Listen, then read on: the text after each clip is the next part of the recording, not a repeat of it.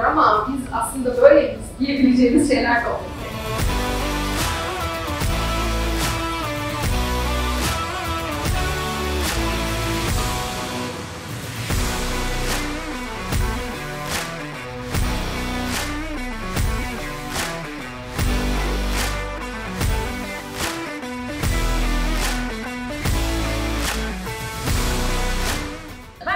Hani herkes biliyor değil mi? Hızlı anlatırım, çok çabuğumdur ama bazen benimle konuşurken bana diyor ki anne çarpı 2 konuşabilir misin? Sana çarpı. Özellikle şu anki nesilde insanlar artık yaptığı tek düzey işten ziyade farklı şeylere, kurum içerisindeki kültüre çok daha fazla değer veriyor. Buradaki o tatmin ve o duygusal doyum da aslında değerde de var. Materyal tarafta yok. Mesela ben bireysel olarak işte bağlı kaldığım bazı alışkanlıklarım, bazı sevdiğim şeyler vardır mesela. Bunlara odaklanırım. Ama bir yandan da yeni şeyler denemeyi, yeni şeyler keşfetmeyi de bırakmamaya çalıştım aynı zamanda. Sorgulama kültürü geldikçe istediğim var mı vesaire bence size doğru yaklaşmaya başladım.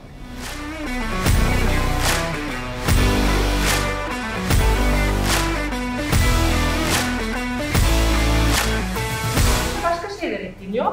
Tecrübeleriniz, değil mi? Ondan sonra iş yerinde farklı kuşaklarla çalışıyoruz.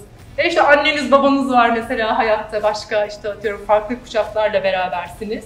O yüzden doğrudan tecrübeyle de esasında modelimizi tamamlamış oluyoruz.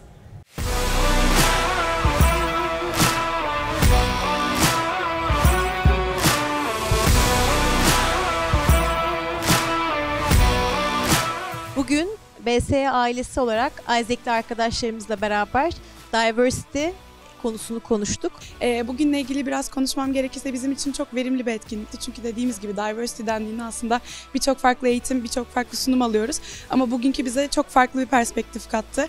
Başarısının gücünü çeşitliliğinden alan bir kurum olarak bugün jenerasyon arası farklar konuşmaktan ve Isaac'li genç arkadaşlarımızla organizasyon içerisindeki kıdemli liderlerimizi bir araya getirmekten dolayı mutluluk duyuyoruz.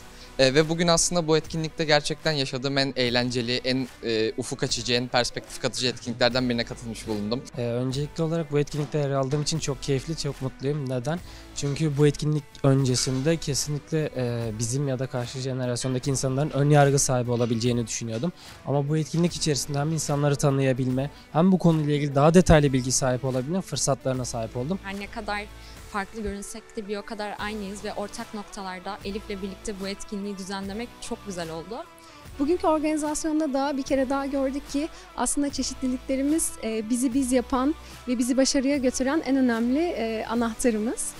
Aslında jenerasyon farkından değil, hepimizin ortak paydada buluşabilecek insanlar olduğunu fark ettiğimiz bir eğitim oldu. BSH ekibine bunun için çok teşekkür ederiz. Aynı zamanda bizimle aynı vizyonda, aynı doğrultuda ilerlediği için ve bunu yaparken de çeşitliliğe, insanların farklılığına önem verdiği için kendilerine tekrardan çok teşekkür ederiz. Ne kadar farklı olsak da beraberliğin çok önemli olduğunu, hep beraber gerçekten o başarıya ulaşmamız gereken anahtar noktalarda beraber yol alacağımızı aslında görmüş olduk. O yüzden tüm katılan arkadaşlarıma çok teşekkür ediyorum. Bugünden en büyük çıkarımım aslında şu oldu.